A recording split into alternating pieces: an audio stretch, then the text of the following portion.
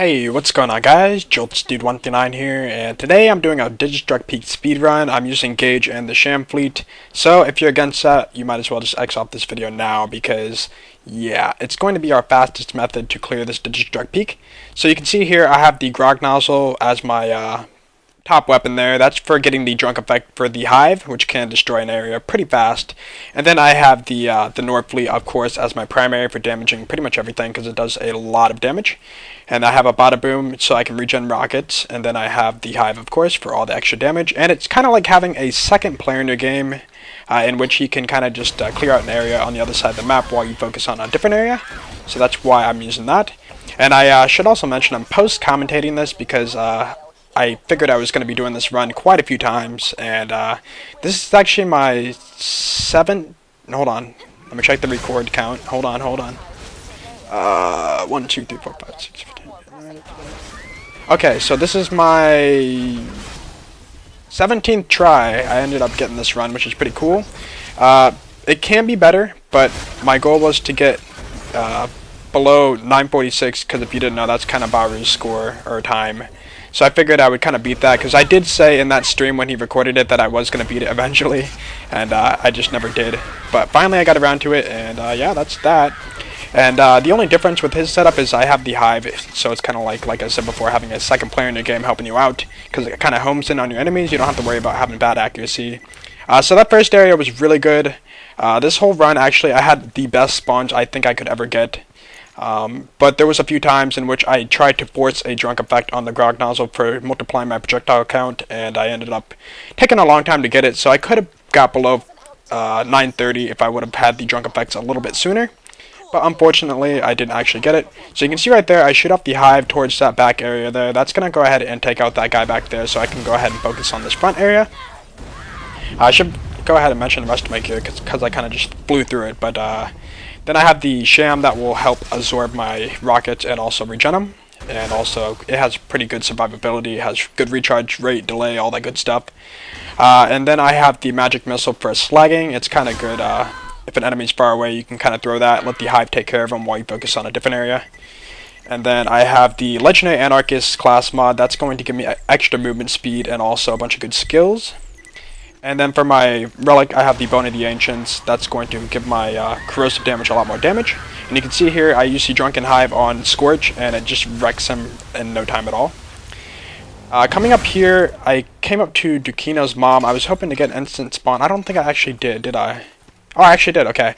Yeah, so I tried to get the drunk effect, but I was kind of failing at going into my inventory to get it, and it did take quite a while to get it. Unfortunately, I did lose quite a bit of time doing that, but the rest of the run, you know, the spawns were so good that I just did not want to redo it because it was such a good run, and I did beat my score, or my goal, so.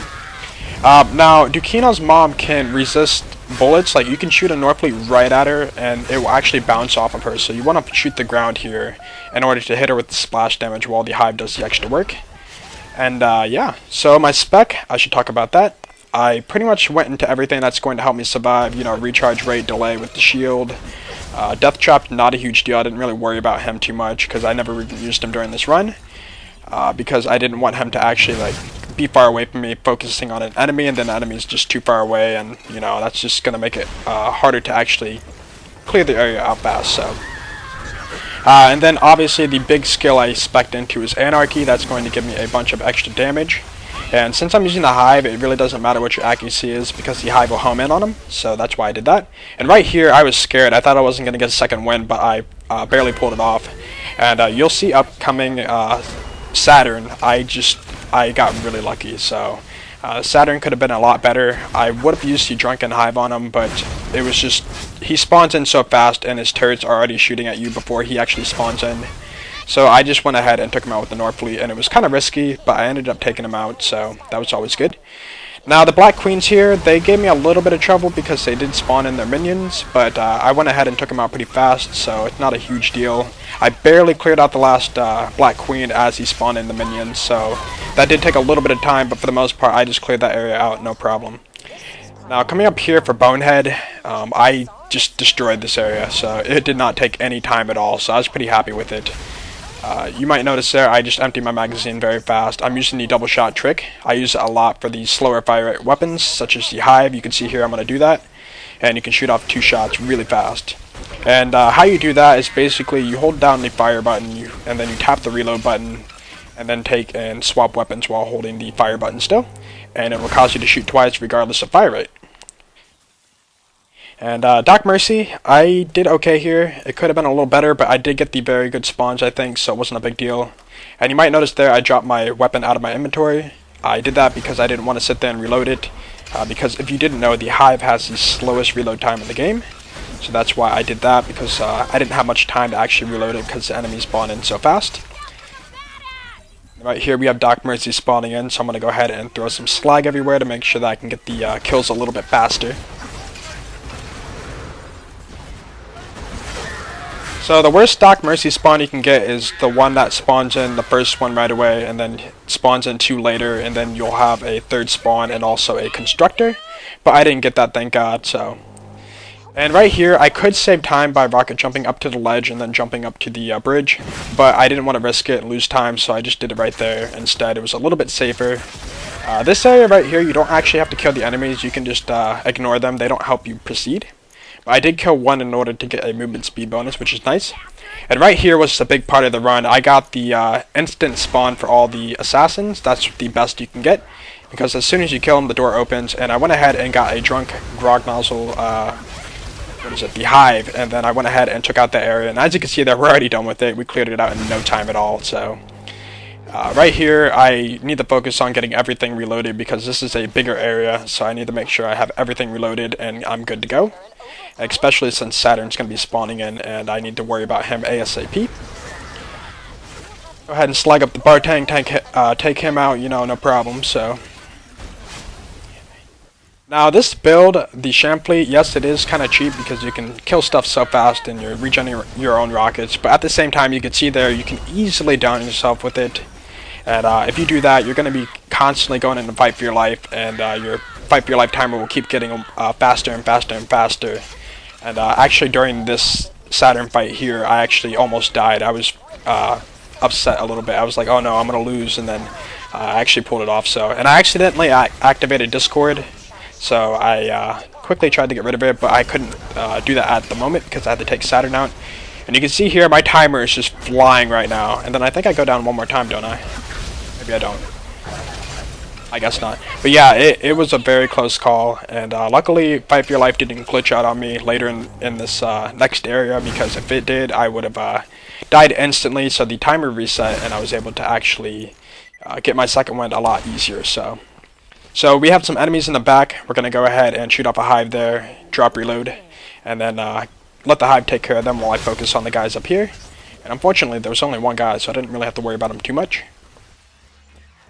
And I knew for a fact that I was going to get more spawns back here after the next wave, so I went ahead and drop reloaded my hive as you saw earlier, so I can go ahead and take care of them. And I missed my shot there completely. That was pretty bad. And you can see back there I have enemies way back there, so I'm going to shoot off the hive, let them take care of that.